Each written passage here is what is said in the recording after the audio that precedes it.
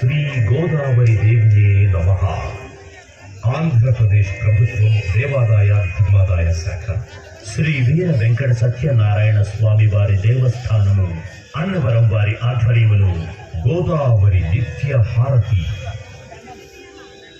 గౌతమీ ముని తపఫలితం గంగాధరుని వరామృతం. గోకర్ణిక స్థల జననం గోదావరిగా నిత్య ప్రవాహం. ఓ సూర్యోదయ సమయాన గోదావరిలో స్నానమాచరించి ఆ గోదావరి తల్లిని స్మరించుకుంటున్నారు ఓ గురువు గారు.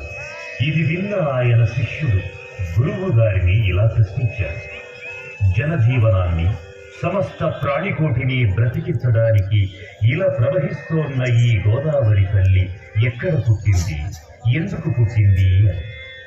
ఆ గురువుగారు గోదావరి జననం, ప్రాముఖ్యతల గురించి ఆ శిష్యుడికి ఇలా బోధించసాగారు. రేవాతీరే తపఃక్రియాత్ మరణం జాహ్నవీతతే దానం దద్యాత్ కురుక్షేత్రే గౌతమ్యాం హృదయం వరం కురు.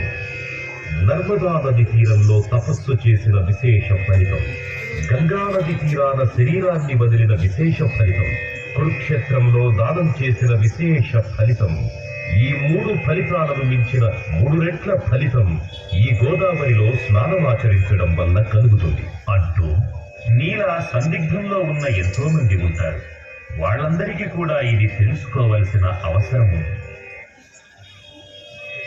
దేశమంతయు క్షామము రాజ్యమేలి కాటకములు సంభవించి పెద్ద ఎత్తున జనులు పశుపక్షాదులు నశించిపోవుట గాంచి మునులు బాధపడి గౌతమముని దరికి ఏపించి దానిని పరిష్కరించమని కోరిరి.